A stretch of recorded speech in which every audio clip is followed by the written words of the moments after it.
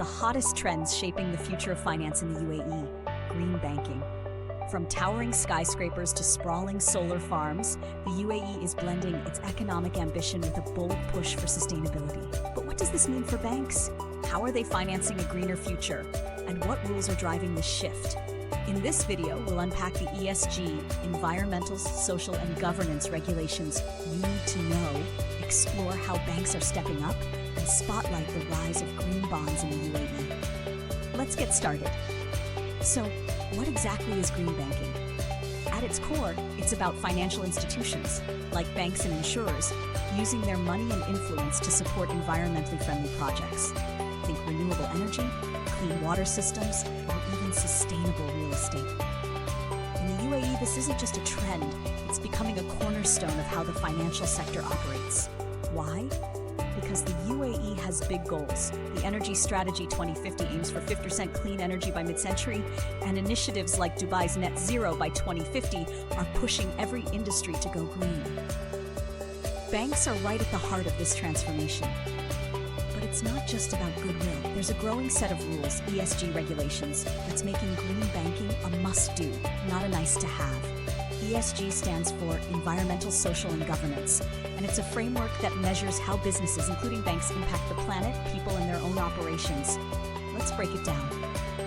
First up, the environmental part of ESG. In the UAE, regulations are tightening to ensure banks support projects that cut carbon emissions and protect natural resources. For example, the UAE Central Bank has been rolling out guidelines encouraging sustainable financing. They're telling banks, hey, if you're lending money, make sure it's going to projects that align with our green goals. Then there's the social angle. This is about how banks treat people, employees, customers, and communities. New rules like the mandatory health insurance for private sector workers starting January 2025 tie into this. Banks and insurers are now part of ensuring social welfare, which is a big ESG win. Finally, governance. This is all about transparency and accountability. Take the UAE's new competition law, effective April 1st, 2025. It's pushing banks to play fair in the market. Plus, the mandate for women on corporate boards, also effective this year, is shaking up leadership in financial institutions. Together, these ESG rules are rewriting the playbook for UAE banks, and the numbers back this up. Globally, ESG-focused investments hit $35 trillion in 2024, and the UAE wants a piece of that pie. Now let's get to the good stuff. How are UAE banks actually making this happen? One-word projects. Take the Mohammed bin Rashid Al Maktoum Solar Park. It's one of the world's largest solar energy projects, aiming for 5,000 megawatts by 2030. Banks like Emirates NBD and First Abu Dhabi Bank, ABI, have been key players, providing loans and financial structuring to get it off the ground. Emirates NBD, for instance, has committed billions to renewable energy financing. They're not just writing checks, they're partnering with developers to ensure these projects succeed. FAB, meanwhile, launched a green financing framework in 2024, promising to channel funds into solar, wind, and even hydrogen projects.